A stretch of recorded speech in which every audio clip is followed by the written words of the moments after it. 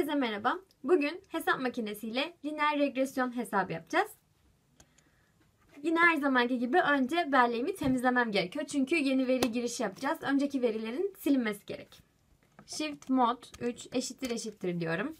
Şimdi de hesap makinesinin regresyon modunu almam gerekiyor. Biliyorsunuz bu standart sapmaydı. Bu normal hesaplamalar. Bu da regresyon içinde. O yüzden bugün 3'e basıyoruz. Ve lineer regresyon hesabı yapacağımız için buradan 1'i seçiyorum. Şimdi şöyle bir problem buldum. Bu basit bir regresyon problemi. Gördüğünüz gibi burada reklam harcamaları ve satışlar var. Satışlar reklam harcamalarına göre değiştiği için bağımlı değişken. Reklam harcamaları da bağımsız değişken oluyor. Zaten buradaki sayılardan da bunların arasında bir bağlantı olduğunu görebiliyoruz. Şimdi o bağlantının denklemini bulacağız. Y eşittir bx artı a şeklinde. İlk olarak yapacağım şey bu değerleri, bu verileri buraya girmek. Ama girerken bunları x ve y'yi beraber giriyorum. Aralarına da bir virgül koyuyorum. 5.5. Sonra ardından MRT'ye basıyorum.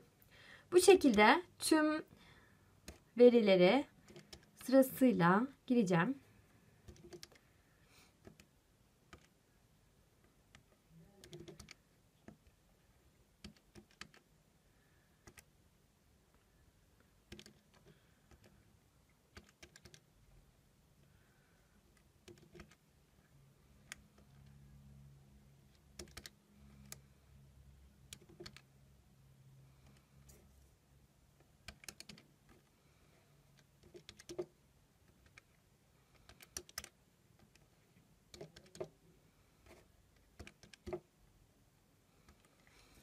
Şimdi yapacağım işlem şu.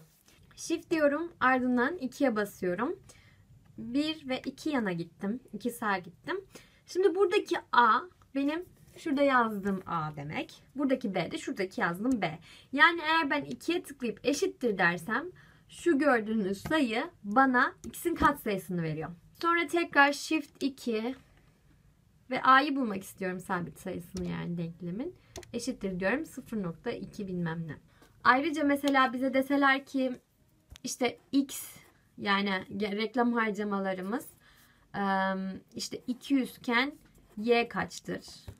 Veya reklam harcamalarımızın işte 10.0 olması için x'in kaç olması gerekiyor gibi bir şey sorarsa da yine hesap makinesiyle bulabiliyoruz. Shift diyorum, 2 diyorum, en sona gittim. Şurada gördüğünüz 2 tane işaret var. Bu x, bu da y anlamında. Ama ilk olarak sayıyı yazmam gerekiyor. İlk 200 diyorum. Sonra Shift 2. Şöyle en sona gittim. Şuradaki bu y anlamında olduğu için 2 dedim. Eşittir dedim. Neymiş? 10,5. Eğer x 200 olursa satışlarım 10,5 oluyormuş. Şimdi de bunu hesaplayalım. 10 diyorum. Shift 2. En sona gittim. Bu x, bu y'ydi. X'i seçiyorum. 1 eşittir dedim. Bu da 189'muş. Böylelikle hesap makinesinde lineer regresyon hesabını yapmayı da öğrenmiş olduk. Bir sonraki videoda görüşmek üzere.